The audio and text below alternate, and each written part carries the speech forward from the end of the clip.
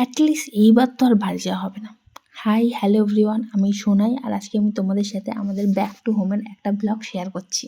জিনিসপত্র অনেক হয়ে গেছে আর প্যাকিংয়ে একটু সময় পাইনি। আমাদের কালকে ভোরবেলায় ট্রেন, আর আমরা কালকে পর্যন্ত ডিউটি করে এসেছি। আর এই যে সকালবেলায় উঠেই প্যাকিং শুরু করে দিয়েছি। তো এত সব জিনিসপত্র একসঙ্গে যখন বের করে নিয়েছি না, তখন বড় মশাইয়ের ভাবনা হয়ে গেছে এত সব জিনিসপত্র নিয়ে যাবো কী করে। মানে লাগেজ এত হয়েছে আর ভারী তো সেই হবে।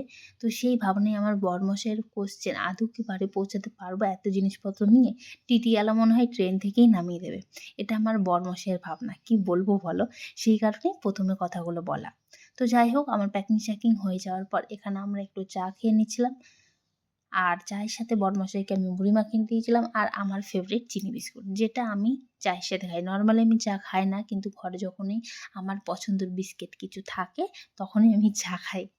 তারপরে এই যে রাতের রান্নাবান্নার কাজে লেগে গেছি। আজকে জানো তো, আমি রান্না করেছিলাম মাছের ঝোল, তাও আর আমাদের কলকাতা স্টাইলে, মানে বেগুন আলু দিয়ে মাছের ঝোল, যেটা আমি বেশ অনেক দিনই খাইনি। আজকে একটু কি মনে হলো যে বাঙালি স্টাইলে রান্না করি, সেইভাবে এই যে রান্নাটা বসিয়ে দিয়েছিলাম।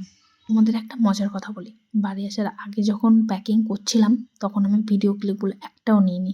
বাড়ি আসার পরে যখন আমি জামা কাপড় গোছাচ্ছিলাম তখন আমি ভাবলাম যে এখনের ভিডিওগুলো নিয়ে নিই।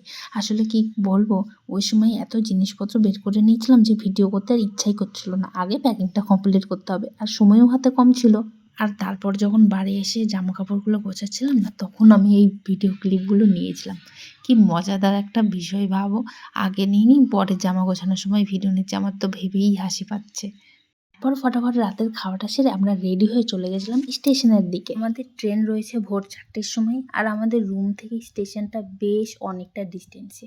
তো আমি যদি ট্রেন আসার 1 ঘন্টা আগে তো মিনিমাম পৌঁছতে হবে, 2টো বা 3টের দিকে বেরোই, তো সেই সময় আমি কোনো যাতায়াতের জিনিস পাবো না, যেমন অটো বা গাড়ি কিছুই পাবো না। সেই কারণে আমাদেরকে আজকেই বেরোতে হয়েছিল, আর আমরা বেরিয়েছিলাম রুম থেকে অ্যারাউন্ড 10টা সাড়ে 10টা নাগাদ।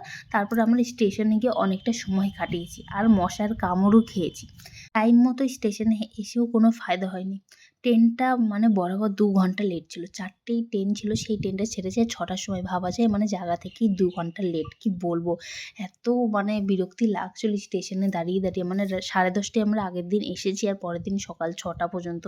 ভাবো, অনেকক্ষণ সময় আমাদের ওয়েস্ট হয়ে গেছে। যাই হোক, যেহেতু সারা রাত জেগে রয়েছি, সেই কারণে ট্রেনে উঠে প্রথমে একটা লম্বা ঘুম দিয়ে দিয়েছিলাম। তারপর খাওয়া দাওয়া সেরে আমরা লুডো খেলছিলাম, কারণ ট্রেনের মধ্যে নেটটা অনেকটাই স্লো থাকে। তো সেই কারণে আমরা দুজনে বসে লুডো খেলছিলাম, আর লুডো খেলে অনেকটা সময় পাস করে দিয়েছিলাম।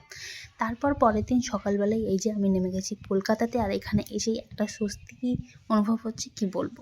তো যাই হোক, আজকের ভিডিও এইটুকুই। ভিডিওটা ভালো লাগলে লাইক, কমেন্ট, শেয়ার করো। Thank you for